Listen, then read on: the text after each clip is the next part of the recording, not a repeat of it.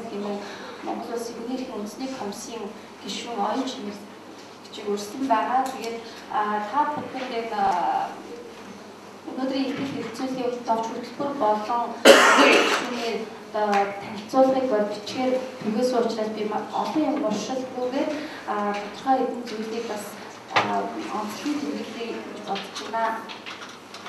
Тэгэхээр Монгол энэ чиглэлээр хийсэн ажлуудын үр дүн судлаа шинжилгээ, мониторингийн тайлбарын үр дүнд энэ байцаан шийдэх ажиллагаа төлөвлөлөө шийдвэр шийдвэр биелүүлэх ажиллагаа 20 ангилалд хүний эрхийн нөхцөл байдлаар эрс сайжирсан гэж дүгнэж болно. Тэгэхээр өнөөдөр 2012 оны үед бид нар энэ шүүхийн шинтгэлийн асуудалтай уялдаад эрүүгийн эрх зүйн асуудал, эрүүгийн эрх зүйн шинтгэлийн асуудал бас маш өргөнөөр яригдаж, хуулийн төслүүд хэрэгцээтэй боловсруулагдаж ирж байгаа энэ нөхцөлд эрүүгийн байцаан шийдэх хэрэгцүүдийг хүний эрхийн асуудлаар эргээд анхаарлын төвшөрж байна гэж үзэж байна. Тэгэхээр энэ 2001 оноос эхлээд энэ хүний эрхийн комиссараас хийж хэрэгжүүлсэн ажлыг гаддан гүйцэтгэж ирсэн энэ чиглэлээр сүүлийн 12 жилдээ судалгаа шинжилгээний ажлыг өөрчлөлт хийж ирсэн Монгол Улсын хүний эрхийн комиссийн гишүүн хуулийн ухааны доктор оюун чимэг гишүүнийг танилцуулж байгаадаа таатай байна. Тэгээд та бүхэнд сонирхолтой хэлж байна. Итгэлийн дараа асуулт хилцүүлгийн цаг байгаа учраас та бүхэн итгэлийн яцад анхааралтай сонсож асуултаа бас бодож болгож байна гэж хүсэж байна. Би лекц эхлэхээс өмнө хаанаас ямар төлөвлөлт ирснийг сонирхмоор байна. Цагдаагаас хүмүүс одоо хүмүүс надад энэ цагдаагийн байгууллагын хэрэглэгч мөнгө байдлаар ирсэн байх тийм үү? Хаанаас илүү 30 хэрэгцээ байсан уу? Мөнгө байгууллагаас 20 үрж байгаа. 20 үрж байгаа. Би юуны өмнө энэ ихтгэл лекцийг лекц гэж ойлгоо. Тэгээд лекцийг ихээс өмнө яг энэ эрүүгийн байдлаар шийдэх ажиллагаанд хүний эрхийн асуудал цагийн оны хүний эрхийн гол хэдэв болдог вэ гэж би тайлбарлах хүсэж байна. Яг тэгэхээр 2001 онд Монгол Улсын хүний эрхийн үндэсний комисс гэж би даасан гараад байгуулагдсан. 1992 онд Монгол Улс анхныхаа ардчилсан үндсэн хуулиар хүний эрх хэрэгжүүлэлттэй холбоотой заалтууд бүлгийг бий болгосон. Тэр бүлэг бий болсноос хойш 9 жилийн дараа үндэсний хэмжээний ийм хараа тус бий даасан байгуулагдсан. Тэгэхээр хүний эрхийн асуудал гэдэг дан хаан зэрүүгийн байдлаар шийдэх ажиллагаатай холбоотой асуудал байдгүй үгүй. Тэр бүгдээр ингэж таахгүй гэж байгаа. Салбарт хүний эрхийн асуудал байнга одоо энэ маргааны бос идэв босоор ирсэн. Тэр маргаан дундаас төр өөрийнхөө эрх мэдэл, хүч чадал, чанарыг үзүүлж байдаг нэг салбар бол хууль хяналтын байгууллага тэр дундаа эрүүгийн байцааг шийдэх процесс ажиллагааны явцад хэрэг бүтээгч мөрдөн байцаагч нарын зүгээс тухайн хэрэгт холбогдож байгаа, сэжиглэгдэж байгаа этгээдүүдтэй харьцаж байгаа харьцааны илэрлэл байна. Харьцааны илэрлэл. Би яг гэж хэлж байгаа төрийн мөрдөс зүйл тусгаад албан хаагчийн тамраа өгсөн хэрэг бүтээгч мөрдөн байцаагч нар хуулийн хүрээнд хуулийн дагуу тухайн субъектүүдэд харьцах хэрэгтэй. Энэ субъектүүдэд харьцах харьцаан дээр ямар нэгэн байдлаар илүү их дарах байдаг учраас энэ маргаан байнга үйлчилдэг. Яг тэгвэл нэг талд нь төрийн төлөөд хэрэг бүтээгч мөрдөн байцаагч прокурор шүүгч нөгөө талд нь эрүүгийн байцааг шийдэх ажиллагааны гол оролцогч гэрч, ховрогч, шинжээч, хэлмэрч тийм үү? Тэгэхээр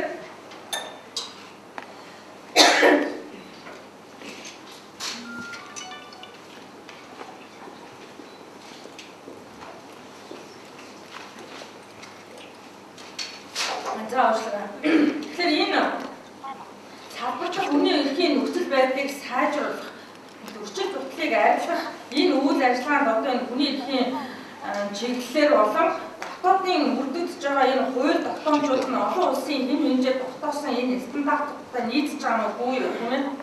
Энэ стандартуудтай нийцээгүй тохиолдолд дотоодын хууль тогтоомж өөрөө зохицуулалтаараа энэ хүний эрхийн нөхцөл байдлыг тухайн одоо объект субъектүүдэд хэрхэн одоо хамгаалж ажиллаж байгаа вэ гэдэг бол энэ хүний эрхийн үндэсний байгууллагын гол цөм нь болж байдаг. За ерөнхийдөө бол зөвхөн хүнийхээ энэ эрүүл байдлыг шийдэх ажиллагаанд хүнийхээ асуудлыг ярихад хэдхэн одоо фокустай үзэж ярмаас санагдаад байгаа.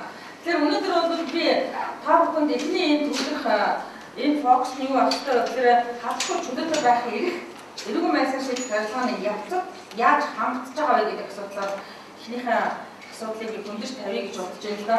Тэгэхээр тухайн одоо ямар нэгэн гэмт хэрэгт холбогдсон эрүүгийн болон эрүүгийн хууль болон бусад хууль тогтоомжийг зөрчсөн. За тэр дундаа ялангуяа эрүүгийн хуулийг үйл эсвэлгүйгээр зөрчсөн ийм үйлдвэрүүд гэмт хэрэгийг тооцсон. Тэгэхээр гэмт хэргийг бол мэдээж нэг талд хүн юм. Тэгэхээр тухайн гэмт хэрэг үйлдсэн этгээд маань шүүхийн хүчин төвлөлтөөр тогтоол бий болтол гартал тэр хүн ямар эрхтэй авах ёстой вэ гэж нэг. За энэ эрх нь юугаар баталгааждаг вэ гэхээр Монгол улсын үндсэн хууль. Монгол улсын нэгдэн орсон олон улсын гэрээ. Энэ бол Монгол улсын олон улсын хууль гэсэн нэг томьёолоор явагдаж байгаа, бичигдэж байгаа. Тэгэхээр энэ гэрээ олон улсын үндэсний хууль тогтоомжоор баталгаажуулсан энэ эрх нь ямагт заяа бол олон хууль ёсны, зам ёсны энэ эрхээс улбаатай авах ёстой. Улбаатай авах ёстой. Энүүтэй бол нэг холбоотой авах ёстой. Тэгэхээр ер нь бол зөвөр би түрүүнээс гин буруугүй байх зарчим юм уу? Гин буруугүй байх зарчим эрүүгийн хэрэг үүсгэх гэж цагдаа дуудлаа шүүхийн тогтоол гарлаа 14 хоногийн дараа 40 төгөлдөр болтол энэ хугацаа бол засгийн энэ хугацаа хэн дүүшлэх ёстой хугацаа гэж сэжигтэн ялгах шүүгдэгчид гэж хугацаа. Гин буруугүй зарчим. Тэгэхээр шүүхийн тогтоол 40 төгөлдөр болоогүй тохиолдолд ямар ч хүнийг энэ гуравтад хооцохыг бол хатуу байна. Энэ бол олон улсын гэрээ конвенцээр баталгаажсан юм ийм Монголын үндсэн хууль нь тодорхой бас баталгаажуулж өгсөн, тунхаглаж өгсөн ийм зал. Тэгэхээр өнөөдөр практикээр харахаар манай цагаагийн байгууллагууд сайн мэдж байгаа. Яг тэгэхээр эрүүл хэрэг үүслээ сэжигтэн за яг сонсголоо ялагдарч шүүгдэгч энэ хугацаанд тухайн этгээдийн бусад дагавар өргөд дандаа хязгаарлагдчихдаг. Жишээлбэл эрүүл нэгт хэрэг байж болно, хөдөлмөрлөх хэрэг байж болно, сууц шоолох хэрэг байж болно, эрүүл мэндийг хамгаалуулах хэрэг байж байна. За тэгээд дээрэс нь гадагшаа доцгошоо зорчих энэ хэрэгүүд хязгаарлагддаг. Гэвтэл Монгол Улсын үндсэн хуулинд заагдсан тодорхой төрлийн эрхүүд тодорхой орчин нөхцөлд хязгаарлагдж байх ёстой гэдгийг бүх нийтлэг ухаан хязгаарласан ийм одоо шийдвэрийг гаргаж байгаа нь бас буруу юм аа гэж үзэж байгаа. За нөгөө талаар ухаан гэмт хэрэг сэжиглэгдэж баримтлагдсан цагтаа хоригдсан энэ хүмүүс болохоор энэ этгээд хуулийн тусгай хамгаалалтыг шаардж байна. Энд одоо ямар хамгаалалт шаарддаг гэхээр энэ хүмүүс шүүх хэрэгтэй. Өөрийнхөө гэм буруу өөрийнхөө эсрэг мэдүүлэг өгөхгүй байх хэрэгтэй. Гэр бүлийнхаа гишүүдийн эсрэг мэдүүлэг өгөхгүй байх хэрэгтэй. Өөрийнхөө сонгоцсон өмгөөлөгчөөр өмгөөлөх хэрэгтэй. За хамгийн том олон улсад баталгаажсан олон улсын төвшөнд яригддаг нэг асуудал бол энэ эрүүл шүүлтээс ангид байх эрхийг мөрдөн байцаалтын шатнд эрүүгийн процесс ажиллагааны бүх шатнд энэ эрхээс ангид багсан. Ангид багсан. Энийг хэн хийдэг вэ? Энэ эрүүл шүүлтийг хэн хийдэг вэ гэж. Энийг төрийн тусгай хамгаалагч нь хийдэг. Ханиуцах нэр нь өөрөө тийм. Харгас хэрцгийг хүний нэг төрөг утаанд оромжлохгүй гэж. Тийм үү? Утаанд оромжлох. Харьцаж шийдэхийн эсрэг ханиуцагч эрүүтэй шүү. Тэгэхээр энэ эрхүүдээр хамгаалагдж байгаа тохиолдолд энэ бол үндсэндээ хууль зүйн хувьд заавал бэлэгдэх шийд чанар бүхий олон улсын гэрээ конвенцээр баталгаажсан байна. Тэр гэрээ конвенц дотор 1948 онд батлагдсан хүнийхээ төвөм 1966 оны Эзний болон улс төрийн тухай олон улсын баг 1984 оны эрүүл шүүхийн эсрэг конвенц. За тэгээ бусад Монгол улсын нэгдэн орсон хүний эрхтэй холбоотой бүх одоо гэрээ конвенцээр баталгаажсан учраас энэ үл заавал бэлтгэх шинжийг агуулж байдаг. Тэгэхээр энэ дээр би зүгээр энэ ташинд юу гэж хэлэх гэдэг нь гэхээр гэрээ конвенцууд бол дотор хоёр шинжийг агуулж байдаг. Нэг нь бол заавал бэлтгэх шинжтэй. Тэр нь болохоор тухайн улсын засгийн газар гарын үсэг зур соёлхон баталт нэгдэж авдаг. Нөгөөх нь болохоор заавал бэлэгдэх шинжийг агуулгаагүй мөртөө эцэг үстэй байгууллагын гишүүн орны хувьд түүнийг дагаж мөрдөг үүрийг хүлээж идэг баримтчилж байдаг. Тэрний нэг нь болохоор энэ заавал бэлэгдэх шинж чанартай баримтчилж болохоор Монгол улсын нэгдэн орсон олон улсын гэрээ зах юм байна. За гэмт хэрэгтэй тэмцэх эсвэл гэмт хэрэгтүүдэд харьцах энэ олон улсын баримтчуудын баг тэн хагас нь энэ шүүхээс өмнө буюу эсвэл шүүгээр хилцэлгүй хоригдсон мөн захиргааны журмаар хоригдсон хүмүүсийн эрхийг хамгаалах чиглэгдсэн мэд. Одоо та нар ингээд биднийг эндээ сургалт хийгээ явж байхад яг нь манай хууль асуудал л да та нар яагаад сэжигтэй ялгагдчих эрхийг хамгаалаад хоригчийг хамгаалахгүй байна вэ гэж. Тэгэхээр энэ яагаад хамгаалахгүй байна вэ гэдгийг цаад түр утга нь юу байдаг вэ гэхээр сэжигтэн ялгагдах шүүгдэх ялтанд төр шууд харьцдаг. Төр өөрөө ихэнхдээ хинээр дамжуулж хэрэгжүүлж байгаа гэхээр хуулийн заалтыг хүрээ хуулийн дотор ажиллах ёстой төрийн өмнө танах өргөсөн хэрэглэгч мөрдөн байцаагч шүүгч прокурорууд ажиллаж байгаа учраас энэ дээр заавал төрийн ямар нэгэн нудраг байдаг байна гэсний үндсэн дээрээс төрийн хамгаалалт энэ дотор байдаг. Одоо жишээлбэл ганц удаа гэж бид нар ярьдаг гэсэн 461 дугаар анги бол төрийн хамгаалалтаа байна шүү. Тэгэхээр тэнд тогтож байгаа хүмүүс бодолд явж байгаа шууд төрийн хамгаалтанд орчих гэсэн. Яг л тийм төрийн өмнө үүр бүлээсэн танах өргөсөн төрийн тусгай албаагчдад хүмүүсийг хамгаалаад байж байгаа. Тэгэхээр энэ холбогдолтой энэ сэжигтэн ялгагдагчтай холбоотой энэ эрүүгийн байдлаар шийдэх ажиллагааны гол одоо энэ оролцогч нарын хувьд бол ихэнх гэрэг хоригдлуудын бараг 80% хүмүүсийн эрхийг хамгаалах чиглэгдсэн байдаг гэж хэлэх болно. За ерөнхийдөө барьж байгаа энэ үйл ажиллагаа процесс маань эрүүгийн байдлаар шийдэх үйл ажиллагааны хамгийн магаан дагуулсан тэгсэн мөртлөө хамгийн нэг талын бүсэл зорилгоор шийдвэрлэгддэг ийм дотор шийдвэрүүд байдаг.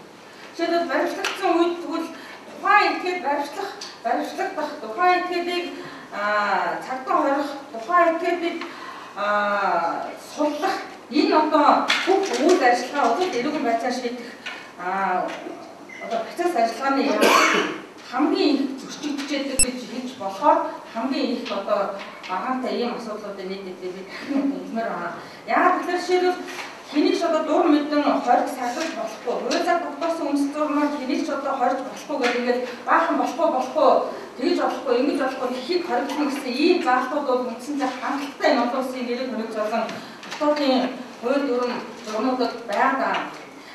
Хэргийн шүүгээр дасан шийдвэрийг цагтаа хорж байгаа энэ явдлууд бол үндсэндээ олон улсын хэмжээнд орсон тухайн нэгдэн орсон гэрэг хоригцуудыг хэрэгжүүлж байгаа субъектүүдийн хувьд нийтлэг журам одоо дүрм байх босгүй гэдгийг бол үнэхээр хязгаарлалтыг тогтоож гисэн байна. Тэгэхээр энэ цагтаа хорих баримтлагдаж иршүүлээр асуусан хүн болгонд юм уу хорсон хууль эрхийн үндэслэлийн талаар нь заавал тайлбарлаад хэрвээ шаардлагагүй гэсэн тохиолдолд энэ даруй сулуулах ихтэй гэдэг үндсэндээ эрх үүргийг нэг үржлээ ингэж тодорхой зааж өгсөн байдаг юм байна л да.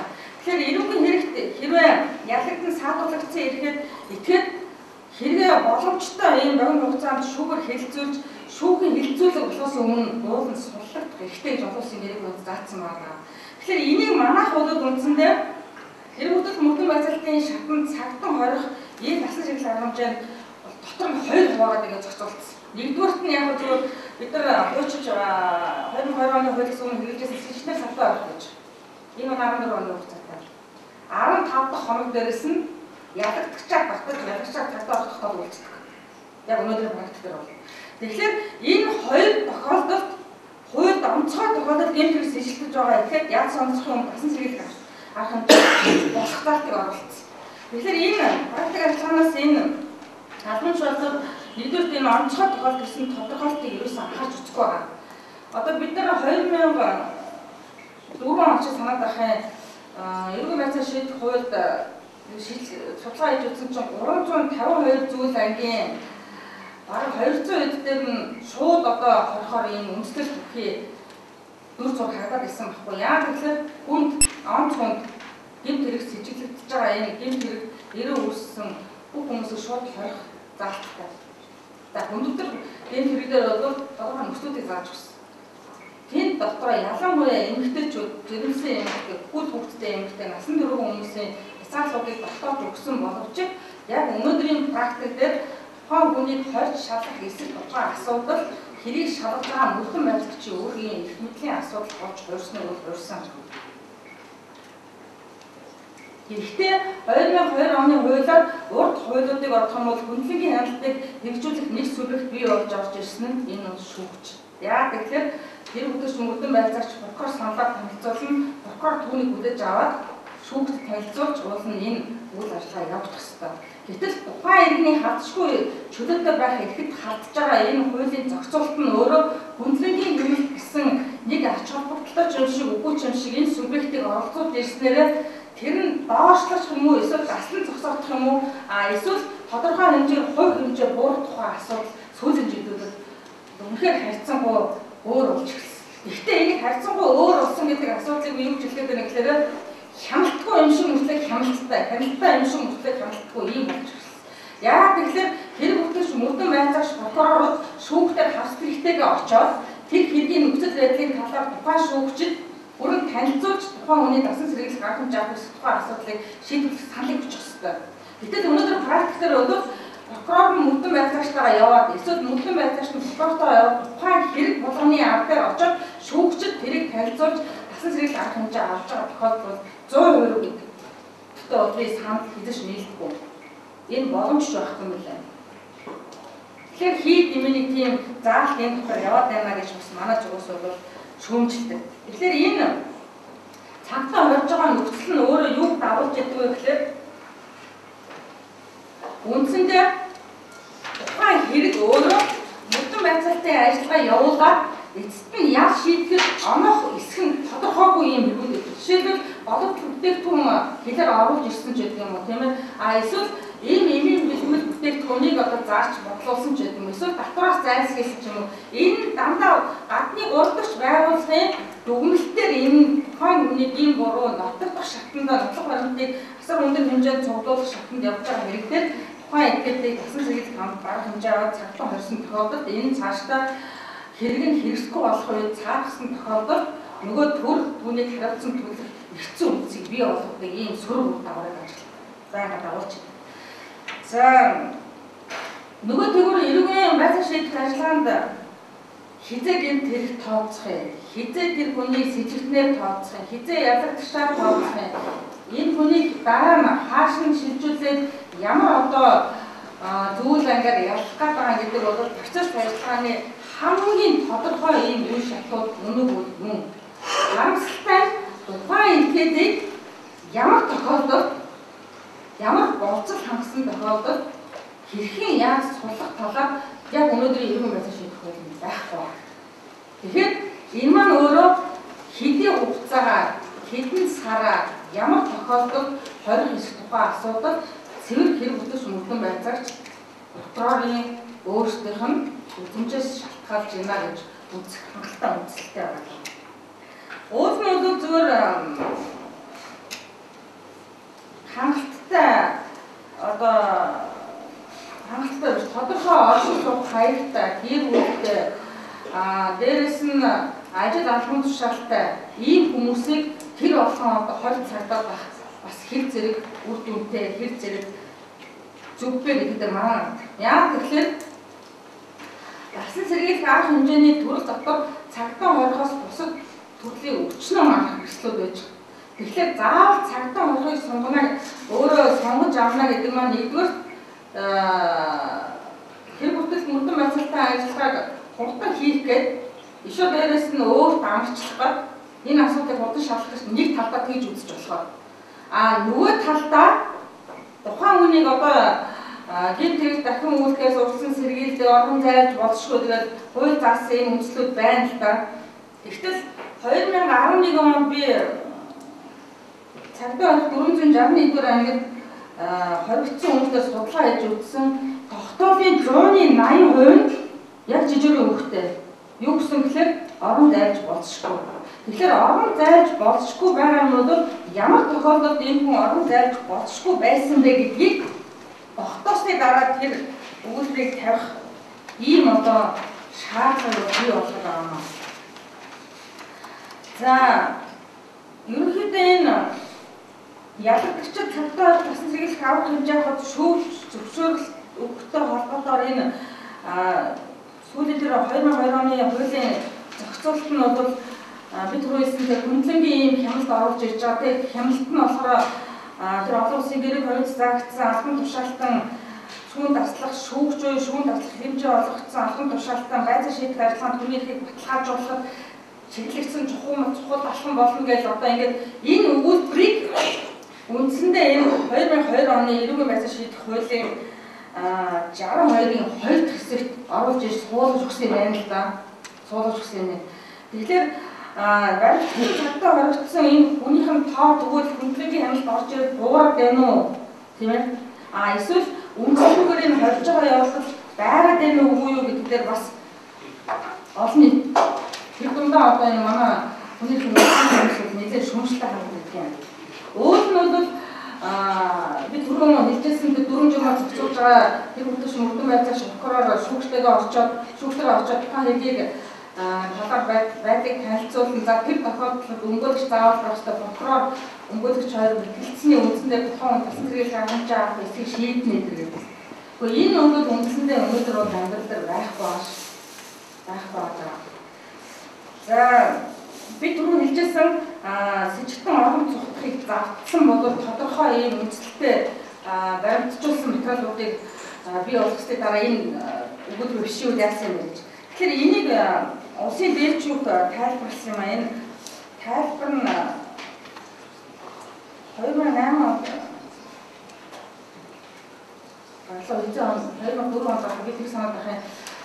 35 дугаар зүйлийг тайлбарласан ийм тайлбар гарсан байхгүй юу 35-ны эдгээр. Тэгэхээр энэ дээр бол уул нь тодорхой зааж өгсөн юм аа. Тэгэхээр эрүүгийн байдлыг шийдэх ажиллагааны зайлсхийх зорилгоор санаатаагаар зориулж зайлсхийсэн гэдэг. Тэнд дотор нь үндсэндээ оршин суух газраа ойртох, орон нэрээ өөрчлөх, гадаад улсад бол өөр орон нутагт явах, эсвэл одоо нөгөө бэлэн болсон анх цаатуулах төрийн өөрийн биеийн байцаал тодорхой мэдээллийг буруу ташаад танилцуулах, зүгтах, нуугдахыг оролдох гэдэг идэвхтэй үйлдэлээр нь энэ хэлээд байгаа байхгүй юу? Идэвхтэй үйл гаргасан бол орон цогтсон болцшгүй. Тэр тохиолдолд яг ч тэгэхээр нөгөө цэцрийг харах хэмжээг түрүүн чи орон цогтох гэдэг ийм фактически баримтууд байгаа учраас чамайг цэцрийг харах хэмжээг өөрчлөлт цагдаа орно гэж. Гэтэл миний нөгөө талын яриад байгаа нь юу гэхээр эрүүгийн байцааг шийдэх ажиллагаанд оролцож байгаа энэ гол хэрэгжүүлж байгаа субъект маань эрүүгийн хуулийн заагдсан онц хүн төрлийн гэмт хэрэгт холбогдож байгаа хүмүүсийг шууд хордог ийм практик шүүмжлээд байгаа. Энэ яг тэгэхээр зүгээр нууцгүй хэлэхэд манай цагийн хамууд бүгд мэдж байгаа. Эрүүгийн хэрэг үүсгээд дугаар авахдаа хамгийн хүнд зүйл өв. Жишээлбэл 181-ийн 1 хэрэглээр тухайн этгээд гэмт зэвсгийн чанартай ээлжүүл хэрэгсэн байж болшгүй үлээ 181-ийн 3-аар эрүүгийн хэрэг үүсгээд энэ чинь хүнд хэрэг болох юм үстэй. Тэгээ авч ойрчин. Явцыг тэр нөгөөг зэвсгийн чанартай зүйл хэрэглээгүй байна 181-ийн 1-ээр яг сонсоод гаргач. Тэгэхээр энэ маань өөрөө яаж юм гэхээр цагдаагийн дүн мэдээлэлээс ялгаагүй онц хүн төрлийн гэмт хэргийн эрүүгийн хэргийн статистик тоон үзүүлж жил өсөж гарч байгаа. Тэгсэн мэт шийдвэрлэлүүд нь дандаа өөр гарч байгаа. Энэ өөрөө юу гэдэг вэ гэхээр тухайн байцаагчийн өөрийнх нь эрүүгийн байцааг шийдэх ажиллагааг хэрэгжиж байгаа явцдах өөрийнх нь таагцтай холбоотой. Өчнө олон хэрэгүүд энэ хүнд зүйл ангаар эрэг хэрэг үүсээд тэрэн сүлдээ хүндөр зүйл ангаар өөрчлөлт яд сонсож ингэ шийдэж байгаа тохиолдол бол нэлээд гараад байна. За байцааг шийдэх ажиллагааны явцад энэ насан зэргийг харах хэмжээнд үндсэндээ бол хэд хэдэн олон улсын гэрэг хонцол яг өнөөдөр гарч мөрчлөж байгаа. Тэр дааж мөрж байгаа гэрэг хонцолоо цагдаагийн магадлал хүмүүс энийг сүүлийн үед бол маш их сургалт авч байгаа, маш их энэ талаар мэдээлэлтэй болж байгаа. За тэр дундаа бас шүүгэр шийдвэр гүйцэтгэх хаан ч гэсэндээ энэ талаар бас нэлээд их мэдээлэл авч байгаа. Хаанах танил ээж магадгүй би аливаа хэлбэрээс саатуулагдсан буюу хоригдсон хүмүүсийг хамгаалах зарчмуудын цогц гэж энэ бол үндсэндээ шүүгэр шийдвэр гүйцэтгэх газрын хамгийн одоо том байж ажиллах ёстой нэгэн улсын байгууллагын баримт шүү гэж. За хоригдлоотой харьцах наацхан жишг бүрэн байж байна. Хүчээр сургууль алга болохоос бүх хүмүүсийг хамгаалах тохиолдол гэхээр за үндсэндээ энэ олон ингэ гэрэл хонцлуудын би нэрийг ингэ хэлээ яваасаа илүү доторх агуулга нь өөрөө юутай холбоотой гэдгээр жоохон зүдэрч ярихаар бас зорилоо доо. Тэгэхээр энэ манад энэ цагдаа хорж байгаа түрүүсээс би цагдаа хорих, сэжигтээр цагдаа хорих гэж ингэ яриад байна шүү.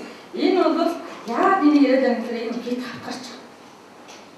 Тэгээд дээрэс нөгөө түрүүний миний хэлдэг тэр эрүүл шүүхээс ангид авах хэрэгж ганц гол одоо зөрчил байгаа юм бол энэ цагдаа хорих үйл ажиллагаа мөн. Яагаад гэхээр удаан хугацаар хоригдож байгаа эдгээр тухайн мөрдөн байцаагч үсээд байгаа хэлүүлэх гээд байгаа мэдүүлэг авах гээд байгаа зүйлийг өссөн үсэг залхаалтын байдал орж хэлж байгаа юм хариулт өгж байгаа тохиолдол бол бас нэлээдгүй гараад байна л да. Тэг би зүгээр энэ танарт нэг 2007 оны нэг тоог авчирсан. Тэгэхээр энэ яг би энэ 2007 оны тоог яриад энд өнөөдөр ярих гэдэг нь тэгэхээр шүүгэн шийдвэр гүйцэтгэх ерөнхий газраас гарсан тоо мэдээлэл би хариуцуулж явах гэдэг байна. Жишээлбэл 2007 онд одоо шүүхийн хэмжээнд эрүүл мэндийн шийдвэр хуулийн 68 дугаар зүйл зааслын дагуу 2824 хүнийг сэжигтээр харсан байна. За 3645 хүнийг ялагдчихаар цагтаа хорих зөвшөөрлийн шүүх болгосон байна. За 183 хүн цагтаа хорих зөвшөөрөл татгалцсан байна. Шүүх нь татгалцчих. За 2008 онд болохоор 1154 хүн зөвшөөрөл аваад 82 сэжигтнийг барьцлах зөвшөөрөл болохоор татгалзаад за 2009 онд ингээд 2879 хүнийг сэжигтнээр 3042 хүнийг ялагдагчаар 293 цагтаа орох зөвшөөрөл татгалцсан гэдэг. Дандаа өссөн дүнтэй. Зөвшөөрөл олгохоос татгалцсан өссөн дүнтэй, зөвшөөрөл олгосон өссөн дүнтэй. Тэгээд дээрэс нь ялагдагчаар татаж цагтаа хорьсон дүнүүд нь өссөн дүн. Сүүлийн би 2007, 8, 9 оны дүнг харах. Тэгэхээр нийслэлийн шүүхийн хэмжээнд бид нар ингээд аваад үзэхэд 1569 оны сэжигтнэр барьцлах шүүхийн захирамж гарсан байсан байна л да 1569 он шүү. 2007-аас 9 оны юм би ярьж байна. Тэгэхээр 2007-аас 9 он шүүхийн шийдвэр ганц удагдах 461 ангид 4969 хүнийг сэжигтнэр барьцлаж орсон байна. Тэгэхээр үндсэндээ энэ асар тоо ингээд 4 5 6000 хүн ингээд сүүлийн 2-3 жил. Тэгэхээр одоо нэг жилийн дотор гэхэд нэг 1000-1500 дотор энэ барьж харж байгаа хүмүүсийн тоо бэлтэж байгаа. Өнөөдөр шүүгэн шийдвэр ерөнхий газрын өгч байгаа тоо мэдээгээр шоронд яг эдэлж байгаа ялтан бүхнийг 6500 орчим. За түүнээс тэн дээр нэмээд 1500 орчим хөдөө орон нутаг болон Улаанбаатарын 461 дүр ангид сэжигтнэр ялгачаар цагтаа орж байгаа. Нийтдээ бол 8-9 мянган хүн жил өршлөө хязгаарлагдж байж байна гэсэн ийм тоо байдаг. Тэгэхээр энэ шүүгэн шийдвэрийн 461 дүр ангид бид нар ингэж шалгалт хийгээд үзэхээр энэ гэхдээ нэлээд дээр үес яригдсан одоо таанаас бараг танил болсон бах энэ 5 өдрийн арай хүн хордог нэг асуудал гараад манай цагдаагийнхан чалгаагүй, прокурорын чалгаагүй баахан одоо баасан гаргийн арай хүн хориодын хоног нийт өдөр 3 хоног 72 цагаар саатуулж байгаа гарч чадаа нэг хэл ам баталж байгаа гайд очлоо гэдэг ийм тоо мэдээ өгөөд ерөөсөө энэ ажлаа зогсоочлоо гэж. Гэтэл энэ бас засраагүй байгаад идэм юм л байна. Тэгэхээр энэ байгаад энэ жишээлбэл 2009 он бид нар шалгалт хийж үзсэн чинь 7 сэжигтийг ямар шүүхийн захирамжуугаар авч ирсэн. Тэгэхээр яаж шүүхийн захирамжуугаар авч хийгээд байгаа юм бэ гэхээр бид хойш төвшгөө ажиллагаа явуулсан. Тэгээд авчирд хийж 24 цагаар дараа шүүгчийн захирамж авах хэрэгтэй. Тэгээд захирамж нь гараагүй гэж жишээ. Тэгэхээр хагас бүтэн сайн өдөр шүүгч прокурор амгадаг учраас энийг өгч нэг өдрийн орой гаргаж ирээд үндсэндээ тэр хүмүүс хууль зөрчөөд 3 хоног ямар ч одоо шүүхийн захирал тогтоолгүйгээр хариуцж байгаа нэг өдөр нөхөн тогтоолоо энэ хүний их нь тодорхой хэмжээнд хязгаарлагдж байна гэж үзэх үндслийг өөрөө бий болгоод ирдэг. За энэ хоошлошгүй энэ үйл ажиллагаатай холбоотойгоор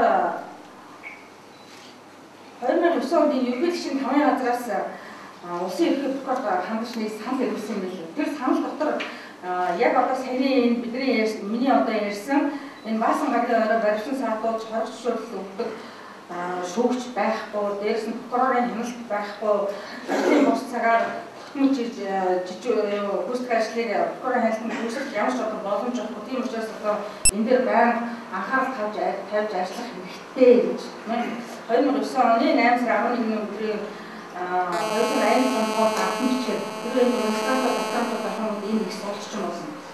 Ерөнхий гишүүн таны газраас улсын прокурорын гэсэн ийм энэ талаас дурсаж ирсэн юм. Тэгэхээр бид нар 2002-3 онд Монгол Улсын үнийн үндэсний комисс энэ ажлыг эхлээд явуулж байхад 2009 онд ийм асуудал бас цэг тавигдаагүй яваад ирсэн байна гэдгийг би энэ хэлэхэд байна. За Монгол Улсын дээдчүүх ерөнхий шүүгч улсын ерөнхий прокурорын тушаалаар батлагдсан энэ 58 дугаар зүйлийг зөв хэрэглэх нэгдсэн ойлголт бий болгох зорилгоор нэг зөвлөмж гаргасныг манай энэ цагдаагийн прокурорын бид нар мэдж байгаа шүү гэхэд. Тэгэхээр энэ зөвлөмжийг бол мөн ялгаа авахгүй энэ хойшлуулах тохиолдолд хотоодыг хүлээж авснаас 48 цагийн дотор тухайн этгээдийг байршлах эсвэл үгүй энэ асуудлыг шийдэх хэрэгтэй байна л да. Гэтэл энэ дээр бид нар шалгалт хийж үзсэн чинь айгүй сонир мэдээ гарсан. Юу гэжсэн гэхээр Орхон аймагт 2007 онд 323 хүн, 2008 онд 225 хүн, 2009 онд 163 хүнийг с ิจ гтээр цагдаа хорих байранд хорьсон байхад тус аймгийн шүүхээс с ิจ гтээ баримтлах шүүгчийн захирамж 2 удаа, 2008 онд 57 удаа, 2009 онд ямар ч баримтлах санал ирээгүй байсан байна. Тэгэхээр энэ түрүүний миний хэлсэн тоонууд ямар ч шүүхийн захирамжуугаар Орхон аймгийн цагдаа хорих байранд авах хүн хийчээд байгаа гэдгийг харуулж байгаа ийм баримт байгаа байхгүй. Тэгэхээр энийг бид нар Улсын хурал үнийхэн консорциумд орхон үүдэг илтгэхээр энийг оруулж өгч бүх асуудал болж ирсэн. Яа тэгэхээр шүүгчин захирамжаа гаргаагүй байхад 200 300 100-аар нь авч тэнд хүн ямар захирамжуугаар хорж ирсэн ийм асуудал гарсан байна гэдгийг мэдэгдчихлээ. За, ерөнхийдөө энэ гэмтэргийн гэмтэрэг сэжиглэгдэж байгаа цагдаа хоригдж байгаа элхүүдээс би түрүү хэлжсэн гэмтэргийн хэрэгсгүй болдог, цагаатдаг, гэмтэргийн бүрэлдэхүүнгүй гэж хэрэгсгүй болдог ийм одоо процесс ажиллагааны үйл ажиллагаа зөндөө биелдэг. Тэгэхээр энэ процесс ажиллагаатай холбоотой бид нар тоо мэдээллүүдийг ингэж аваад үзэхээр нийт улсын хэмжээнд хэрэгсгүй болж байгаа хэргийн 180% гэмтэргийн бүрэлдэхүүнгүй гэдэг ийм үндслээр хэрэгсгүй болдог. Үндсэндээ 24-ийн 1-208 тийм үү. Тэгэхээр энэ хэрэгсгүй болсон хэргийн цаана хэдэн хүн холбогдсон бэ? Энэ холбогдсон хүмүүсээс хэдэн эрүүл мэндийн шийдэх хуулийн 44-р зүйлээр 44-р бүлэгт зарсан хэрэг бүртгэгч прокурор мөрдөн байцаар шүүгчийн эрүүл мэндийн шийдэх ажиллагаанд орчуулсан гэм хориг бүхэн төлөөсөн бэ гэдэг тоо бол үндсэндээ үнэхээр харьцангуй бага. Яг тэгэхээр энэ өгөө би түрүү ярьжсэн дээр залхалтын механизм энд бас үйлчлдэг. Өчнөө олон хоног сараар хоригдож гарч ирчээд за одоо цагдаагаас шүүхээс прокурорс бушуухан салж үзээд дахиад би асуудал болох юм бол өөрөө асуудал тодорхойлно гэдэг иргэдийн хэрэгцүү мэдлэг энэ дээр бол маш их түлхээс олж өгдөг. Тийм учраас 100 хүн байдаг гэхэд 90 огт хандхуугаар үлдээд 10 хүн өөрийнхөө эрхийг хамгаалах прокурорлоо нөхөн төлөвлөлтөд шүүхд хандж байгаа нь өнөөдөр нууц шаа. Тэгэхээр жишээлбэл энэ дээр 2008 онд гэмтэргийн бүрэлдэхүүн хэрэгссэн улсын иргэн талах бүм мэдэн дээр ингээд дүнэлт хийж үзэхээр 2169 он хэргийн 51.9% гэмтэргийн бүрэлдэхүүнгүй үндсэндээ 208-ийн нэгээр ингээд хэрэгсгүй болцсон байх жишээтэй байх юм л да. За энэ дээр бас нэг анхаарал татдаг асуудал бол одоо тааш бараг өөртөө мэдчихэж байгаа. Шүүх хэргийг нэмэлт мөрдөн байцаалт нь буцаадаг. Тэгэхээр шүүх бол шүүн таслах чигээр үгүй байгууллага тийм үү? Тэгэхээр шүүх цагаатдах нотлох баримтыг үнэлэх ёстой. Нөгөөх нь яллах нотлох баримтыг үнэлж шийдвэр гаргах ёстой. Энэ дээр би санал нийлбэл судлаачийн хувьд хөшөл дээрээс нь байнга одоо маргаан дагуулж байгаа нэг асуудал бол яллах чиг үүргийг шүүх хэрэгжүүлэхэд хэргийг нэмэлт мөрдөн байцаалт нь буцааж байгаа юм хэлбэр байгаа. Энэ нотлохдохгүй бол шүүх тухайн этгээдийн 13-2-доо 2 цааснараа ашиглах шийдвэрлэх боломж шүүхт бүрэн байгаа.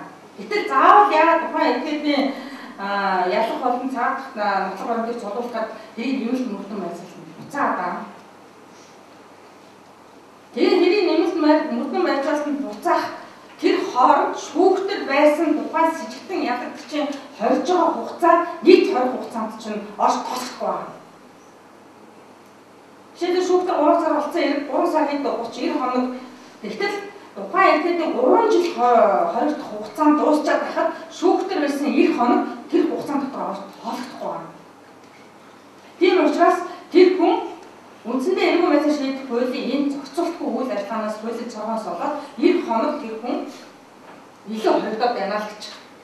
Энэ одоо яг өнөөдрийн байдлаар 461 дээр с ิจ гтээ цагдаа хоригдож байгаа 3-4 юм хүн. 4 жил 90 хоног. 90 хоног. Тэгэхээр шүүх цагаатдах нотлох баримтыг үнэлэх ёстой. Энэ 90 хоног 3-4 юм. Тэгээд хуулийн залтыг үзэхээр шүүхтэр байгаа хугацаа нөгөө хугацаанд нь орохгүй мөрдөн байцаалтанд буцлаа. Прокурор шүүх юу тэр үгшин юу мөрдөн байцаалт ширийг хүлээж авал 15 дахь хугацаанд дараа байсан бол 16 дахь хугацаагаар шүүхтэр байсан хоногоо хаяад шинэ хугацаа тоолж эхэлж байгаа ийм одоо практик үйл ажиллагаа байгаа юм. Тийм учраас энэ шүүхтэр байгаа хугацаа энэ олон хоног цагаар хоригддог хугацааг өнөө бид энэ шинэ иргэн байсаа шийдэх хууль болон хууль сахиулах байгууллагын тухай хуулиуд бол тодорхой хэмжээгээр суулгаж өгч байгаа. За хэрвээ энэ бид түрүү хэлсэн 13-ын 2-т зааснаар иргэн байсаа шийдэх хууль 13-ын 2 шүү.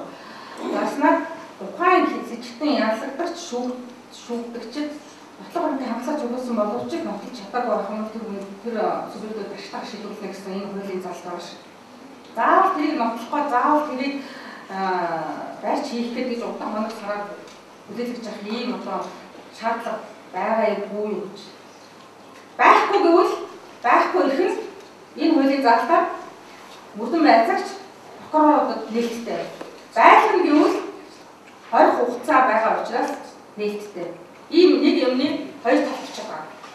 Тийм учраас тухайн хэрэгт мөрдөн байцаагтай ажиллагаа явуулж байгаа мөрдөн байцаагч прокурорын өөрийнх нь дотоод ихтгэл үнэмшил тухайн хэргийг шийдвэрлэх арга замтай энэ бол байшгүй нэг уялдаатай энэ зал мөн үү? За байцаа шийдэх холбоотой бас нэг маргаан даваад энийг асуудал бол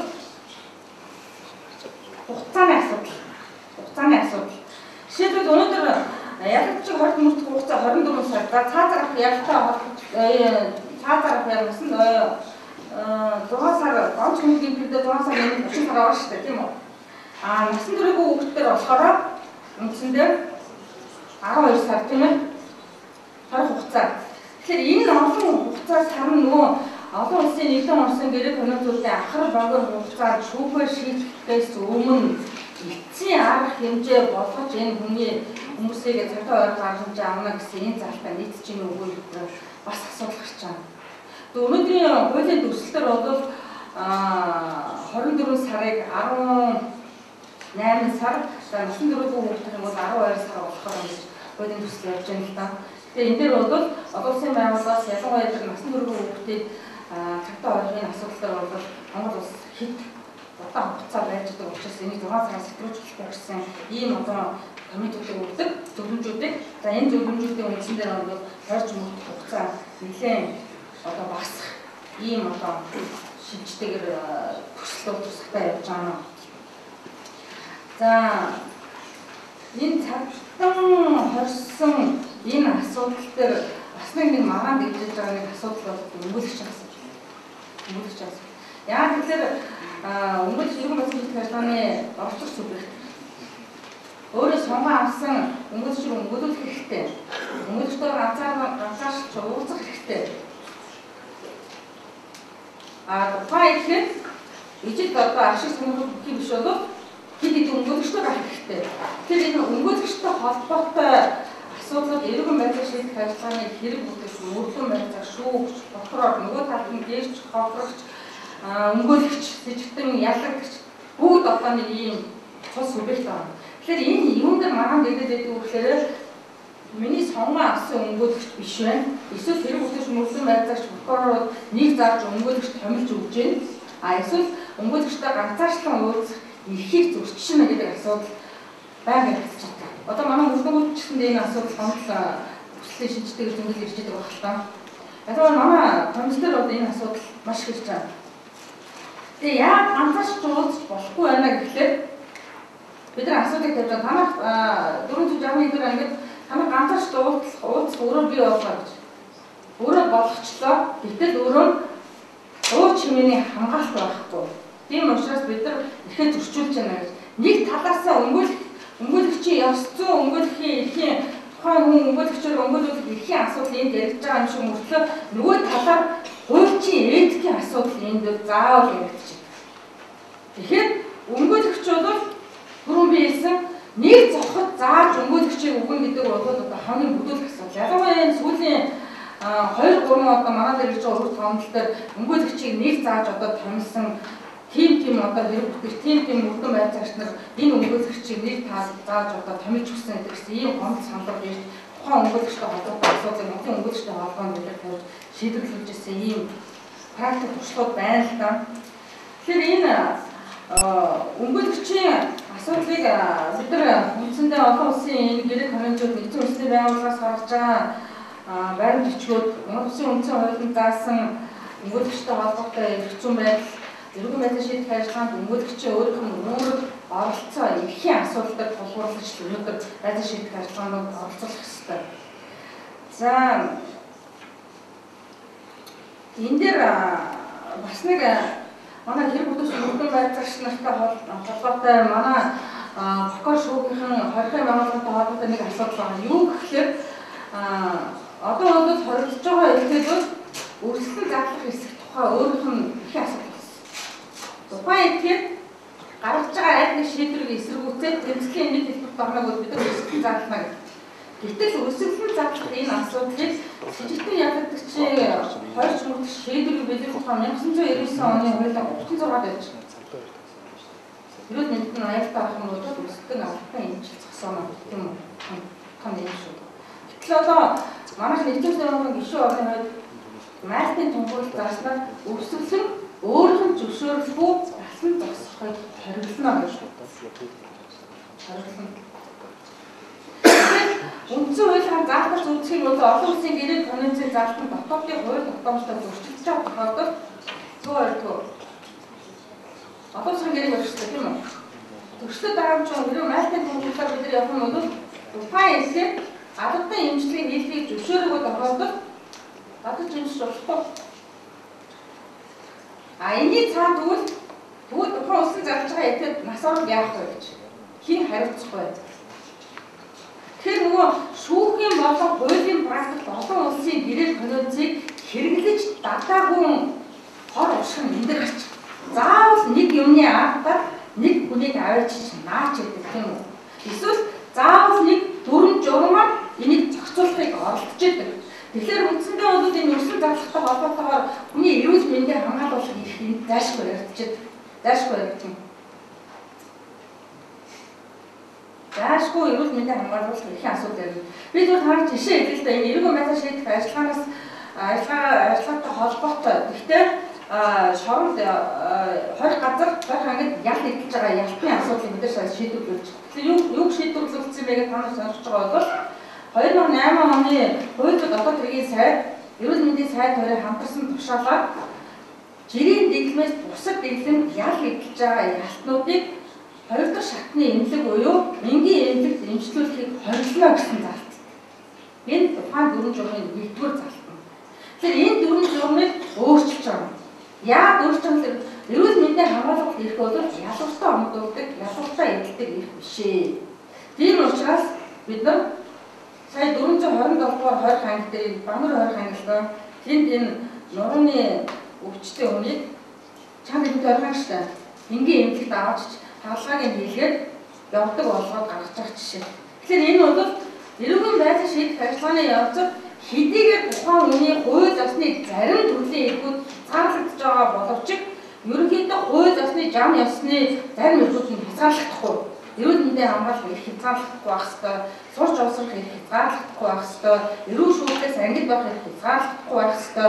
Өшөө дээрээс нь өмгөөлөгч хууль зүйн зөвлөгөө авах, арга гэрний эргэлт уулзах энэ бүх эрхүүд бол нээлттэй байх ёстой. Энийг бол хатан анхаарах хэрэгтэй. За энэ эрүүл мэндийн шийдэх ажиллагааны явцдах бас нэг хамгийн гол анхаарал татаад байдаг нэг асуудал бол эрүүл шүүхээс ангид байх хэрэгтэй.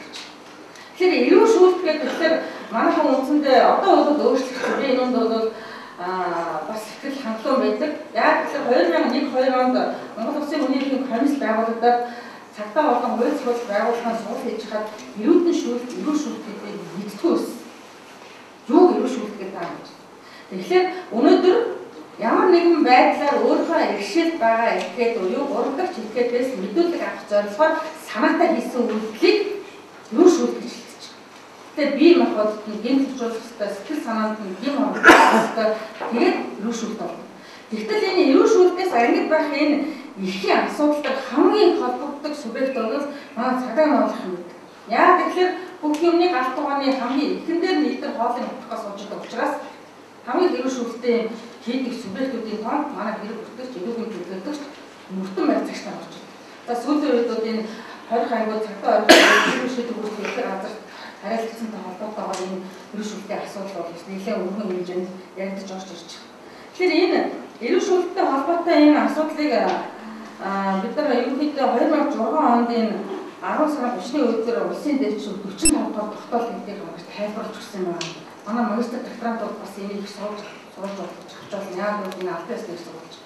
Тэгэхээр энэ 45 дахь тогтоол дээр хамгийн анх энэ 2000 онд Монгол Улсын нэгдсэн орсон эрүүл шүүлтийн эсрэг конвенцийн сэтгэл санааны үр дагавар хохирол эрүүл шүүлт гэж юу гэдгийг анх удаа практик тайлбарлаж өгсөн байхгүй юу. Тэгэхээр энэ тайлбарыг өнөөдөр шүүх ухаан хэрэг маргааныг шийдвэрлэхдээ барьж одоо энэ дээр тулгуур шийдэж. Уул нь бол манай 2002 оны эрүүл хуулиар 250 дэх зүйлийг эрүүлэн шүүх биш мэдүүлэх хүлээг алгадах гэсэн ийм нэг томьёотоор оруулж агаад 2008 оны 4 сарын 1-ний өдрийн өөрчлөлтөөр эрүүл шүүх тулах гэж гарчиг өөрчилсөн юм байна. Тэгэхээр хэдийгээр гарчиг өөрчлөгдсөн гэсэндээ доторх энэ эрүүл шүүлттэй холбоотой олон улсын гэрээ конвенцийн заалтууд бол 251 дээр ерөөсөө сууж өгөөгүй. За урд зүйлийн нэмсэн нь юу гэхээр тоон гэмтгийн удмаас хогшнаас орсон эсвэл өдөрч хэмжээний хохирол учирсан байх юм бол 10-15 жилийн хойх шийдэлнээгээд гэмтгийн ангиллын хувьд бол үндсэндээ бүхэн гэмтгийн ангилал руу оруулж өгсөн ийм зүйл ангил өндөр хэлж байгаа. Тэгэхээр эрүүл шүүлт гэдэг бол бие даасан гэр хэрэг болно гэдэг бол үндсэндээ 2000 оны нэгэн орсон олон улсын гэрээ конвенцэд үлээсэн үүргээ Монгол Улсын засгийн газар тэр дундаа энэ хууль хэрэгжүүлэгч нар биелүүлж байгаа юм бас нэг одоо давуу тал гэж үзэх ийм одоо үзэл болж байгаа. За энэ эрүүл хуулийн энэ өөрчлөлтөөс гадна ерөнхийдөө энэ байцааг шийдэх хуулийн 27 дугаар зүйлийн 2 дахь хэсэгт энэ мөрдөн байцаах халдвар прокурорын дэвтэр мөрдөн байцаах халдвар гэж орж шүү дээ тийм ээ. Одоо голдоо хурамдаг гэдэг болдог. За энэ албачин бол манайд анх удаа яг энэ эрүүл шүүлтийн эсрэг конвенцэд заагдсан гин төлөвүүдийг шалгаж өнгөрөх зорилтын чиглэлтэйгээр анх байгуулагдсан юм байна. Тэгэхээр энэ 8 жилийн хугацаанд зөвхөн бид нар тоо мэдээний нэг аваад үзэхээр бид зөв таахтай тоо хэлээ л 2011 онд хэрэг бүртгэгч 18, мөрдөн байцаагч 22, цагдаагийн ажилтан тэр нэг албан хаагч нар 165, за тагнуулын ажилтан 14. За 2012 онд 12 оны эхний 10 сарын байлаа шүү. Хэрэг бүртгэгч 16, мөрдөн байцаагч 25, цагдаагийн албан хаагч 121, тагнуулын ажилтан 5 хүн энэ эрүүл шүүлттэй холбоотой бэлтгэж холбогдсон ийм тоонуудыг корсод өгч байна. Тэгэхээр энэ юу хэлээд байна гэхээр эрүүл шүүлт тулах энэ 251 болохгүй. Хэрвээ энэ дээр эрүүгийн төлөөлөгч нарыг нэмчих юм бол энэ бүр замраа алдсан байгаа. Хүчин олон эрүүгийн төлөөлөгч гүйцэтгэх ажлын шугамаар хүнийг фармд хавуулж лээдэг, додж лээдэг, дарамтлж лээдэг, даанхилж лээдэг энэ субъект биш. 251-ийн субъект бол өөрөө хэн байдаг вэ? Энэ мөрдөн байцаагч нар байдаг ш. Тэгэхээр тийм орохгүй. Эрүүл төлөөлөгч орохгүй. Шүүхэн шийдвэрлэх юм. Цагдаагийн албан хаагч нар орохгүй тийм үү? Цагдаа нар орохгүй шүү дээ. Тийм ээ? Энэ хүмүүсийн гин хэрэг дүүл үйлдсэн гэж байгаа гин дүүл юугаар шийдвэрлэгддэг вэ гэж. Тэрийг ойлгож үзсэн баггүй.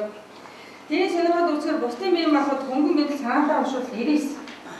Эсвэл хүн дотор гэмтэл уушвал 96, 94. Дандаа тийм зүйл ангиудаар шийдэхтэй байсан. Яг ясан дээр нөгөө эрүүл шүүлтийн хэлбэр дүрсийг хэлбэр агуулмжийг тухайн ихэд үйлдэл гаргаж ирж гэнэ үү? Ирж гэн. Байна. Яа шийдэж болохгүй юм. Яа тэгвэл хязгаарлалттай субъект хийсэн учраас энэ 251-ээр шийдэхгүй байна. Тийм учраас энэ 251-ийг бид авсан энэ зүйл ангийг одоо шинэ эрүүл хуулинд бид нэр эрүүл шүүлт хүчтэй энэ холбоотой эрүүл шүүл болох гэдгээр сүлэг гэдэг хязгаарлалтай өөр болгож өгч. Өөр болгож. За энэ яг мөрдөн байцах энэ албан дээр энэ мөрдөж байгаа энэ хэрэгүүдээс ингээд бид нар бас судалгаа хийгээд үзэхээр тэр 6 хэрэг өршөөлөөр хууль хамрагдсан. За мөрдөн байцахтай ажиллагаа явуулсан 12 бухар ялгах үйлдэл шүүх 5 шилжүүлсэн гэдэг. Нодлон надыг Увс аймагт явж байхад аймаг дундаас хамгийн их эрүүл шүүлтийн 251-ээр эрүүл хэрэг үүсгэсэн аймаг Увс аймаг. 4 цагдаагийн албан агчдад 4 эрүүл хэрэг үүсгэсэн. Тэгээд энэ дотор нь 2 мөрдөн байцаагч, 1 эрүүгийн төлөөлөгч, 1 цагдаагийн ажил. Тэгэхээр энэ нь бол нийтлэг байна. Нийтлэг. За арай 2002 оноос өмнө 90-ад оны үе шиг өрөөндөө авчирч хонуулаад эсвэл одоо урд нь хоол унд тавиад давхалаад гэр орных нь жирэмсэн амаа хүүхдийг авчирч айлгаж сүрдүүлээд ингэж мэдүүлэг аваад байдаг энэ үеийг өнгөрсөн. Яа тэгэхээр ямар аливаа нэгэн юм бол улам нарийсхын ярээр тухайн аргачлал өөрөө бас ярьж эхэллээ. Нэг хэсэг чинь одоо нууцгүй хэлэхэд манайхан ч цохол угааштай зодоо болгочтой ийм юм зөндөл байсан ш. Одоо бол бүгдийн цохол угааж байгаа тэр бүгдч мөрдөн байцаагчтай байх болсон. Ямар арга шилжээд байна гэж зориод үзэхээр эсвэл занш хэлдэг, дарамтлагдаг, доромжлдог, айлган сүрдүүлдэг ийм арга орж эхэлж. Тэгэхээр энэ нь болохоор өөрөө илүү бие махбодын эрүүл шүүлтгэлээсээ сэтгэл санааны эрүүл шүүлтийг хэлбэрлөө хамгаалж орж ирж байна. Тэгвэл сэтгэл санааны эрүүл шүүлт өнөөдөр ямар төвшөнд байна гэдгийг зөвхөн тухайн хохирогч өөрөө хохирлоо гаргахаар төлөөллийн нэхэмжлэл гарах юм уу эсвэл тухайн байгууллагад үргэлж хомл гаргахтаа энэ асуудлыг баримтшуулж авчирч байгаа тохиолдол нэлээд бүх байгаа.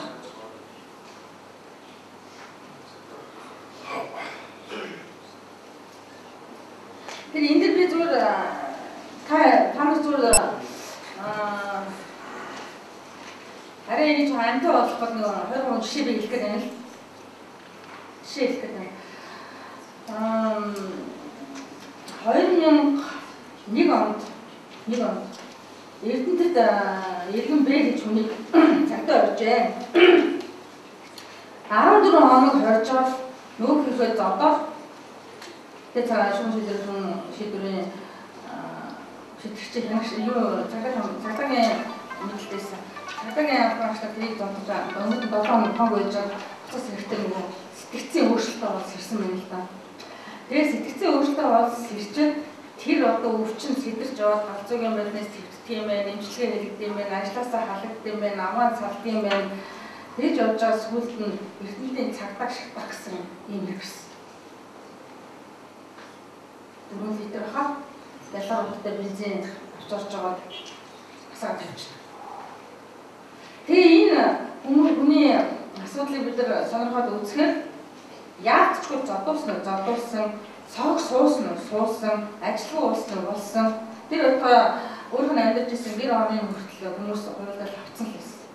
Тэгээ энийг хөөслөж явж байгаад яг энэ бидний түрүүн ярьсан тэр эрүүл мэндийн шийдвэр хуулиас 44 бүлгийн дагуу төлөөлөл нөхөж гаргаж ажилгүй байсан хугацааны эрүүл мэндийн орон байрны сэтгэл санааны хохирлын асуудлыг шийдвэрлэж байна. Маш их материал хурдуулсан, маш их нотлох баримтуудыг цуглуулсан. Тийшээ шийдвэрлэж. Нэг. Хоёрдугаар нэг сони хэрэг байд.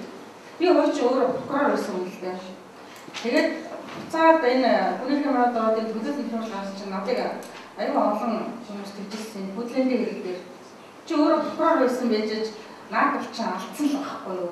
Эний төлөө ингэж явахгүй шүү. Алсан атаг би мэдэхгүй шүү. Дээд шүүх нь өөрөө гаргаад ирсэн. Энэ хүмүүс хийгээгүй байна. Энд нэг хийгээгүй байна. 5 хүмүүс нэг нас хүрсэн. Тийм учраас бид дээд шүүхийн шийдвэрийг банк тогтоолыг үнэлж шүүх төлөөлөх юм шиг гарч. Тэгтэл тэн дээр юу гарч ирсэн гэхээр энэ эрүүл шүүлтийг яаж тулгаж хүлээдэг гэсэн баримтыг бүр фото зургаар нь одоо дээр нэг 120 хуудастай нэг зудан дэвтэр өгдөг гэсэн шүү дээ. гадна талд зураг мөрхтэй одоо бас байж байгаа. Тэр хоёр дүүрэн ийм тэмдэглэлүүд байсан. Тийм үрдэн байцаар тэгж хөлийн салаанд шүдний сойц хийж шатааж чинь нөгөө пиар юм ч урсаж төлдөг маастай. Тэр төлсөн одоо манай мөрдөнгөд их таймд мэдж байгаа хуучин 2-5 ганцууд юм байлгүй. Тэнд ч одоо нөгөө одоо юм хаалга байлгаад хаалганы дээд талаас дотор тал руу чид оруулцдаг. Ил мантачтай байлаа ш. Тэгээд ил мантачнаас нь шууд утас коротгож аваад цахилгаан цохол гэдэг. Одоо хүний санаанд оронгүй юм энэ дээр гарч ирсэн. Тэгээд бид нар үндсэндээ энэ эрүүл шүүлтийн эсрэг конвенцийн дагуу тухайн этгээдүүдийн нотлох баримтууд 500 хуудас нотлох баримтуудыг цуглуулж шүүгдүүлж 273 сая төгрөг илэмжлснээс 80 сая төгрөг шиг хэмжээнд шүүх гарч ирсэн. Бид нар энд нэг юм юу гэхээр за энэ төрлийн хохирол бол гарч чинь тийм үү? Өмгөөлөгч хүмүүс гарч чинь. Ажлын үеэс хугацааны тэтгэмж гарч чинь тийм ээ? Засгийн газрын цалингийн доод самаар гарна шүү дээ.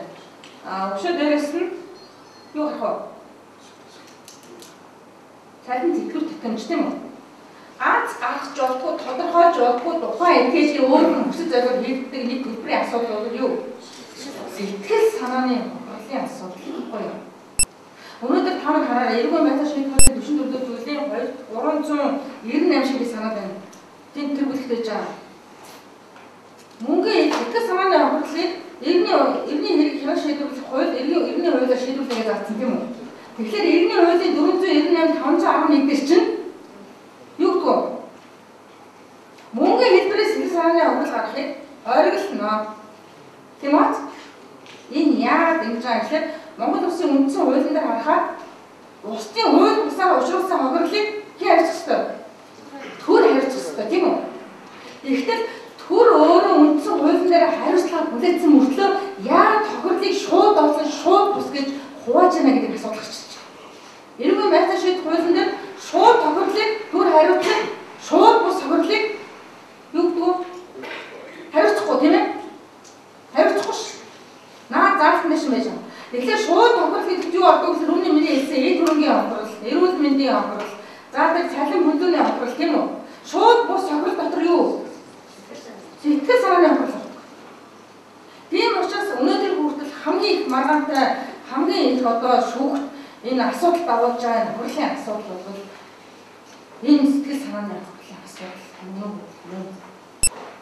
Ганц секунд, ганц доор тухайн этгээдийн тэр өрөөнд байж байгаа шанал зовлон мэдээгүй гурван шүүгч энийг чи тэдэн дүр нэгсэн байж чамд тэдэг өгнө гэдэг бол бас хатуу. Гэхдээ шүүгчдэрийг бас 100% буруутгах болохгүй байгаа. Яа тэгэхээр нэг хуулиар нь зөвшөөрөл олгохгүй нөгөө хуулиар нь хорлоо гэсэн. Тэгэхээр бид нар үндсэндээ энэ хохирол нөхөн төлөөлөх энэ хохиролтой холбоотой асуудлуудыг Англи, Герман, Япон, Оросын холбооны улс дахь энэ хохирлыг яг тооцож байгаа аргачлалын системээр өндөр ажиллаж байна. Зүгээр бусад улс орнуудыг харах үзэх юм бол хөрөнгө өсөлтийн доод хэмжээ дэд дахин хэсгсэн. Эсвэл нэг өдөр хоригдсон өдрийнх нь хөлс нь хэдэн паунд, хэдэн йенээс эхэлнэ гэдэг тодорхой зам өгсөн. Манай дуудад үндсэндээ нэгээр нь зөвшөөрөл нөгөөхөр нь хоригдсон учраас сэтгэл санааны хохирол дээр за арга буюу одоо 3 жил бүтэн суудсан, хоригдсон эсвэл 5-6 сар хоригдсон өндөр шүүгч бол өстой нэг наашаа харж янийг цаашаа харж уйлж байгаа л хэдэн төгрөг болгож байгаа нь өнөөдөр үнэн. Тэгэхээр энд юу дутагдаад байна вэ гэдэг асуулт гарч байна. Юу дутагдаад байгаа вэ гэвэл олон улсын гэрээ конвенцийг шүүхийн практик хэрэглэх асуудал юм. Шүүхийн практик хэрэглэх асуудал юм. Тийм ч учраас 2008 онд улсын дээчүүг олон улсын нийтээр дараач мөрдөг хэм хэмжээд тогтоосон эрх зүйн актуудыг шүүх хуулийн практикт хэрэгжүүлэх тухай тогтоол гарч ирсэн. Найрч үсгэсэн дугаартай. Тэгэхээр тэр дугаартай тогтоол дотор өнөөдөр одоо та нар бүгдээ мэдж байгаа төрийн мэдээлэлээр гарсан Монгол Улсын эдийн орсон бүх гэр конвенцууд байна. Тэгэхээр тэр төрийн тусгай мэдээлэл тусгай дугаар гэдэг бол албаны сурвалж юм уу? Тэр хэрэгж болох уу? Болно. Тийм учраас өнөөдөр одоо шүүхийн практик бол дүүргүүдээ ялангуяа дүүргүүдээр бол нэлээд олон шүүгүүд энэ олон улсын гэрээ конвенцийг шүүгт хэрэглэх тухай асуудалтай ялангуяа цаацтай холбоотой хэрэгтэй болох юм чинь. Наач одоо уул магтуурыг хийгээд 2010 онд тийм ээ 10 онд иргэний улс төрийн эрхийг хойгуулсан мөнгөтэй 2 дахь нэмэлт бодлого хийгээд орсон шүү. 2 дахь нэмэлт бодлого гэдэг бол цаазаар аппликыг халах бодлого. Тэр орсон учраас шууд орсон өдрөөсөө Монгол улсын дотоодын хууль тогтоомжийн нэгэн адил үйлчлэл. Тийм учраас эрүүгийн хуулиндаа байгаа боловч нөгөө олон улсын гэрэг хөрөнцөд байхгүй юмд орсон учраас уул нь шууд тэрэг барих хэрэгтэй. Гэтэл өнөөдөр шүүх маань яг юм тэгэхээр нөгөө ширээнийхээ эрүүгийн хуультай зурлалаас нөгөө 25 жилээ өгөөд нөгөө цаазаа өгөөд суугаад байгаа ш. Уул нь тийш нэгдэд орсон юм чинь шууд тэрийг бариад цааш өгөхгүйгээр 25 жилээ өгөх юм уу 30 жилээ өгөх юм уу тэгээд ингээд хуулийн ялын зохицуултыг бол хийж болохоор хэцүү байгаа гэдэг өнөөдөр магадгүй юм байна. За хогчтой холбоотой өшөө нэг асуудал болохоор гэмтэргийн улмаас иргэдэд учирсан хохирлын хүн төлөвлөх тухай. Гэмтэргийн улмаас. Тэгэхээр модлон тодорхой хэдэн зүйл ангууд дээр 2010 оны 12 сарын 22-нд засгийн газрын тусгай сангийн хуульд нэмэлт өөрчлөлт оруулсан. Тэгэхээр энэ үндсэндээ яг бусад жишээлбэл Англи Германд бол хүн онц төрлийн гэмт хэргийн хохирчнаас туслах болцоо өгөх сан бий болгоод тэр хохирч нарыг төрөөс хохирлыг багдуулж ийм систем байна л да. Тэгэхээр манайх бол үндсэндээ энэ авсан гэмтрүүдийн Английн нэг хараад үзэхээр хүнд онц хүнд гэмтрүүд тийм үү? Ер нь их хүн миний санаатай алах тийм. Дээрээс нь төр нийгмийн зүтгэлтний яам насанд халдах 81-ийн 1-2 баха 81-2 за хүн улгаалах тэгээд дээрээс нь 190 хүн улгаалах багасны өвдөлтөд хүчиндэг эд түрэн дээрэмдэх за замбалчлах өшөө дээрээс нь терроризм 251 ерөөш шүлтүүлэх ийм тодорхой төрлийн гэмтрүүдийн хохирч нарын хохирлыг 3 сая төгрөг хүртэл төрөөс хохирлын нөхөн барагдуулахаар ийм зал орсон. Тэгвэл нөгөө хохирч нарын мөнгөийг хэн төлөхгүй. Тэгэхээр хохирлтой холбоотой ингээ асуудлыг ярихаар цаана салаа ийм хид хідэн субъекттэй холбогдчих. Жишээлбэл ялтан гэмтэр үйлдэлчид тохиолсон нөхөн төлөөгүй ялтан шоронд орчлоо. Энэ мөнгийг яаж төлөх вэ? Яаж хохирлын барагдуулах вэ? Тэгэхээр хүмүүс зүгээр амархан юм шиг хэрнээ эсвэл мэдээд ирээд юм уу, мэдгүй ирээд юм уу, хоригдлуудаар ажил хийх төлөвлөнө. Тэгвэл шүүх шийдвэр үүсгэх хооронд чинь жирийн дэглэмтэй Аврах хагийн ялбагаас бусад ялбагууд гадуур ажил хийх байхгүй ш. Тийм үстэй. Хориглоо ажил. Албатай ажил хийх нь болохоор Аврах хагийн дотоод үйлдвэрлэл дотор ажил байна.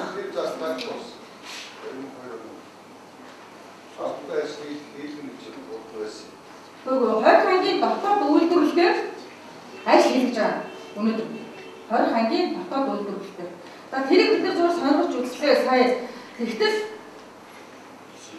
нийт болсон мэдээлэл би ярих гэж байна. Юу гэхээр хоёр орон сууцыг 20 төрөлөөр барилжээ. Нэг хараа.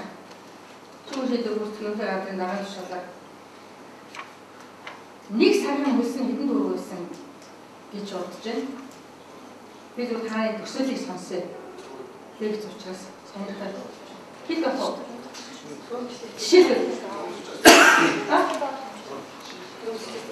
абстрактаар бодоход хөдөлмөрийн үйлсний доод хэмжээр байгааз нэг орол 20 сая төгрөгийн цалин өгч байсан байх юм аа. 20. Тэгээд бид энэ дээр бол ийм юм байхгүй, энэ болохгүй. Ядахтаа өдрийн үйлсний доод хэмжээ 104,400 үстэй. 140,400. Тэгээд 6 сар ажилласан 120,000 төгрөг авсан байшин барьсан хоёрд л одоо аливаар нь тэр хөрлийн мөнгө төлөх. Тэгээд тэрний нөгөө 12% нь болохоор өөрийнх нь хэрэгцээнд өгөөд үндсэндээ 12,000 хүнд өгнөлтэй. Тэгээд үлдсийн нь болохоор өсвөл арга гэртэн өсвөл одоо тэр тохирлын мөнгөс болохгүй ийм явж байгаа зохицуулт өнөөдөр тохирол нөхөн төлөвлөлт ирэх юм баталгааны нэг төр болж чадж байна уу? Ямар ч боломж байхгүй. Ямар ч боломж байхгүй. Тийм учраас саяын шүүхийн шийдвэр үүсгэх ерхий газрын дотоод үйлчлэж байгаа өргөн журмын бүх өөрчлөлтийг өөр болгосон. Тэнгэр байж таамагч. Тэгэхээр энэ хот нэг ажлын фронт байхгүй хийсэн юм абстракт юм одоо гэрээ дүрм журмууд нь нөгөө хохирол нөхөн төлөвлөлт эрхий чинь бас нэг өргөж өгдөг, нэг түлхэж өгдөг, нэг ийм түлхэц хүчин байхаар болсон байна. Тийм учраас арга хэрэгээр нь төлөвлөлт юм уу? Өчигдөр үндсэн хуулийн дээр тухайн хүний хийсэн гэм буруутай холбоотой арга хэрэгийн гэр бүлийн гишүүдэд тухайн томчлогыг олохын харилцагч зал дээр үүсгэж. Тэгэхээр энэ байх болчихлоо. Бодлого гараад яг л нөгөө магадлалд оруулахад заавал тохирол нөхөн төлсөн байхыг шаардж байгаа ш. Тийм учраас тохирлын нөхөн төлөвлөхийг магадлалд ороход арга хэрэгийг нь хэлж хамаагүй одоо энэ төлбөрийн асуудал дээр анхаардаг болсон. Мэдээж өгөөж тэнд хаалттай байрлалдаг 1 минут 1 өдөр илүү байлгахыг хүсдэг тийм үү? Тийм учраас энэ дээр тохирлын асуудал бол маань мэдээж байгаа. За дараагийн нэг асуудал нь болохоор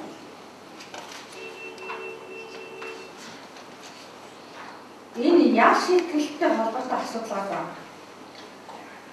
За манай бол яа шийдэлийг за мэдээж тохирсон тухайн гэн хэрэгт нь яа шийдэл оноод тохирсон яа шийдэлийг оноод за тэгээд гэн хэлийг цэрэзүүд хүмүүжүүлэх гэн хэрэгээс урьдчилан зэрэг төрийн бодлого хэрэгжүүлээ. Тэгээд заадаг хасан хүмүүжүүлэх ийм зорилготой яа шийдэл тийм үү? Яа шийдэл яа шийдэл байх ёстой юм.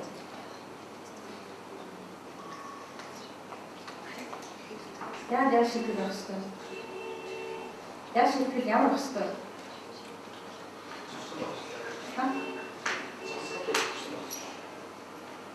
Төгсөн байх ёстой.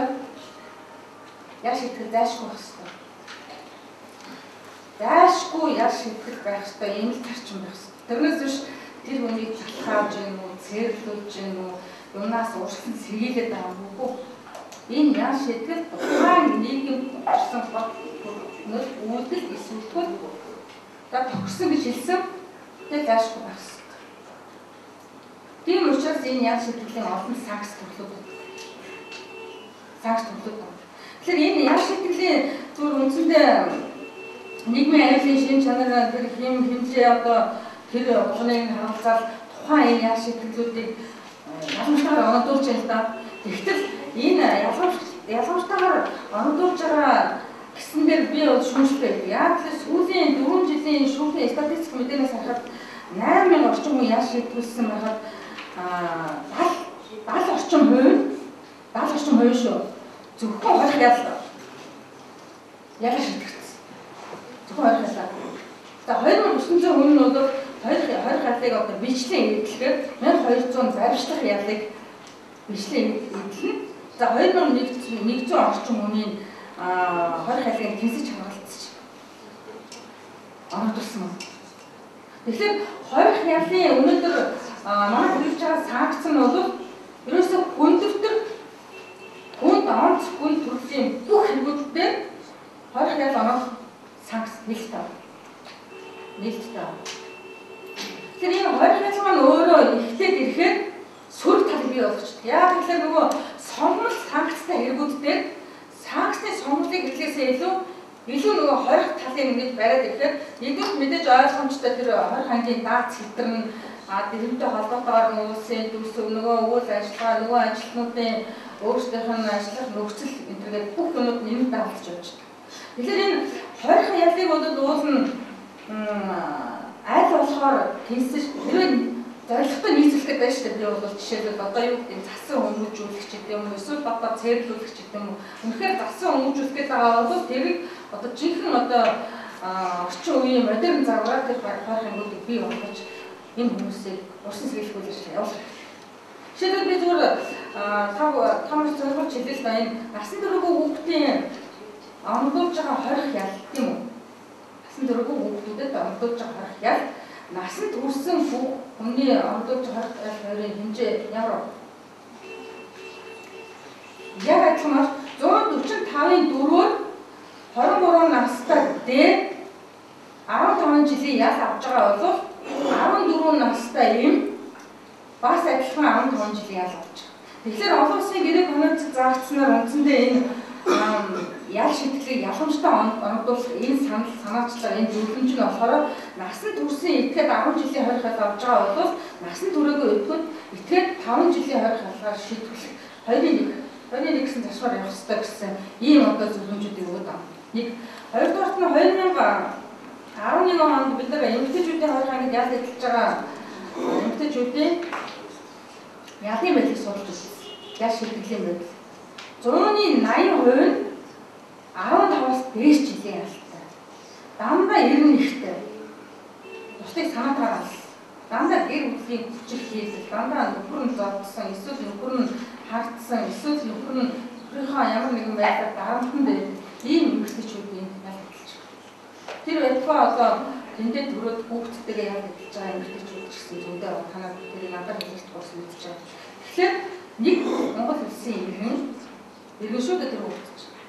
Шүүхийн ямар ч тогтоолгүйгээр чамд дэглэмтэй эмэгтэйчүүдийн хорих ангид 15 жилийн ял эзэлж байгаа ихтэйгээ хам жил юм 2 жил тогтоолгүй ял эзэлж байна. Тийм үгүй юу? Ямар шүүхийн тогтоол байхгүй. Тэрний бүтэц мэдээлэл надад маргатай. Юу ч магадгүй гэхээр би анаа 18 нас хүрээд Монгол улсын иргэн харьяатаас гарч байгаа хүний болохоор Монгол улсын ерөнхийлөгчд өргөжүүлээд иргэн харьяатаас гаргуулах байдлыг бичүүлээд идэв юм байлээ. Гэтэл 18 наснд хүрээгүй хүүхдийг та нар гадаадын иргэн түрээс үргэлжлүүлэхдээ яг тэр хүний үүнтэй холбоотой асуудлыг залгах шийдвэрлэхгүй байгаа гэж би мараад байдаг байхгүй юу? Тэгэхээр бид нар юу ч хэлэх вэ гэхээр 18 нас хүрээд тэр хүн өөрийнхөө иргэншил харьяалаа өөрөө сонгох хэрэгтэй. Тийм учраас аль ч улсын иргэн харьяат байж болсон. Тэр манай улсын иргэн Америкч ирэх гэдэг ийм яриад байдаг байхгүй юу? Тэгвэл тийм үү? Тэнд Монгол улсын иргэн төрөөд иргэний бүтэц мэдээллийн улсын байгууллагаас гэрчлэгийг аваад ээжтэй хамт ял эзэлж байгаа энэ Монгол улсын иргэн хүн үстэй. Ийм зөрүүтэй ойлголттой. Тэгэхээр иргэний байгууллагууд нь өөрөө ийм хачин ойлголттой ийм нэгдсэн ойлголтод төвлөрөөгүй учраас тэнд шүүхийн тогтоолгүй ял эзэлж байгаа хүүхдүүдийн асуудлыг өнөөдөр бүтэлтэн чарж тавьхгүй байна. Нэг тавьхгүй. Бид тавхлаа их хүүхд хоёрыг хамт байлгана гэдэг. Үгүй их хүүхдэрийг хамт байлгах юм бол наад хүүхдтэй нөгөө шүүхийн тогтоол гаргах юм гэдэг би хэлдэг байхгүй юу? Ийм одоо хорих тогтолцоо хорих ялынх нь өөр нь тогтолцоо нөхцөл нь юм шиг. Тэгээ тэрийг ингээд нэг жишг юм ийцэм шиг одоо эмэгтэйчүүдийн хорих ангид төрсэн хүүхдтэйгээ хамт ял эзэлдэг тусгай өрөөнүүдтэй тийм үү? Ийм хангамжтай үгүй энэ бол биш. Энэ бол маш хатуу шууршилж өөрөө гэсэн байж сурчаа байлаа. Тэр бас таахгүй ингэж хэлмээр байгаа. За өгшөөний ял шийдэлтэй холбоотой асуудлын торох ялтай холбоотой асуудал иргэн байдлын шийдэл ажиллагаанд орж байгаа хүмүүсийн эрхийг маш их мэддэг. Жишээ нь танд хэлээ. Торох ял шийдвүлээд шийдлийн төлөв өнгөрсөн бөгөөд тэр төлөвөө боддог. Торох ял шийдэлтэй үстэй. Тэр 20 ял болох шүү дээ тийм ээ. Хорх ялаар шийдвүүлчихэд төлбөрөөр төлөөгүй бол жилийн дараа хорх ялаар сольдог үстэй. Тэгэхээр энэ дээр бас мараа гардаг. Сарын 5,000 төгрөг төлөөд 120 сая төгрөгийн төлбөртэй хүн сарын 20,000 бишээд 20,000 төгрөг, 10,000 төгрөг төлөөд давхар энэ тасалбар төлөх гэж үздэг. Та юу гэж бодож байна? Бид өөр чи яаж шүү дээ? Сарын 120 сая төгрөгийн төлбөртэй хүн сард 20,000 төгрөгтэй энэ тасалбар төлж байгаа хүн үү? Хүмүүстэй. Мөштэй. Хоёр нөх гэсэн болно ш. Тэгээд төлөхгүй явж байгаа хорих яг болгоно чамаа гэдэг хууль хэрэгжил бий болох гэдэг ш. Хууль хэрэгжүүлэх гэдэг тийм үү? Тэгэхээр өнөр авчрах хэлчихдэг. Тэгэхээр энэ ял өөрөө хэнийг хяналтан, хэн энийг хянж, хэн төлөвлөх ёстой гэдэг асуудал гарч ирж байна. Энэ нь бол 2010 оноос эхлээд Улсын ерөнхий прокурорын газар тусгай үйл ажиллагаа энэ зохион байгуулаад хоёр талын тор хайлтын биелэлт гэдэг. Тэгсэн чинь одоо нөгөө төлөвлөхгүй байсан тор хайлтууд нь 90% биелэлттэй болж байна. Тэгэхээр энэ өөрөө юу гэхээр хяналт. Гэтэл ямар ч гэр оронгүй тийм ээ. Би сонголтын тухай хэлж шүү. Ямар ч гэр оронгүй, ямар ч ажил хөдөлмөр эрхлэхгүй хүн тор хялгаж шийдэх үйл яах вэ?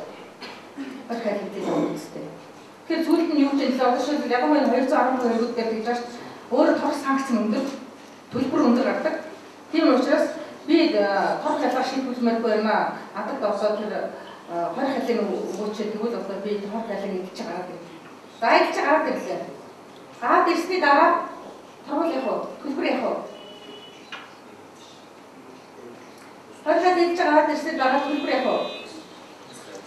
Төлөх ёстой үстэй. Төлөх ёстой тийм ээ? Хохирлтэй. Төлөх ёстой. Гэтэл би та бүхэн бас нэг сонир жишээ хэлээ. 4 жил эмэгтэйчүүдийн хорхон ингээд ажил хийжээ. Яг идэж хугацаанд 4 жилийн дараа гарч ирээд гэртээ ирсэн нэг өдөр дуудсан юм байлаа шүү шүдэрхэн. Дахиад очсон чинь за та төлбөртэй байна. За 100 сая гэж бодъё. За зүгээр жишээгээр ярьж байгаа шүү. 100 саяны төлбөртэй нэг төлбөр төлөхсөн. Тэгэхээр энэ миний яриад байгаа хүн бол бодит юм аа. Кэш нь бол бодит байсан байхгүй юу? Тэгээд нөгөө хүн хэлчихлээ. Би одоо 4 жил 5 жил хорих хайлт ажиллахдаа 4 жилд нь ийм компанид ийм үйл ажиллагаа хийжсэн, ингэж ажиллаж ирсэн. Гэхдээ ингэж ойлгосон. Наад одоо ажлын чинь үнэлгээ одоо байдгүй юм уу? Тэгээд миний хийсэн хөтөлбөрийн үнэлгээнээс наад төлбөр чинь төлөгддөггүй юм уу гэж. 4 жил шүүгээд гарч ирээгүй та нар боддоо. Бүтэн 4 жил хүнийг өдөр шөнөгүй ажилуулчаад нэг төрний хохирлыг нөхөн төлөөгүй нэг зүрх тэр хүний цалин тээгүй ийм одоо фактически юм гарч ирсэн.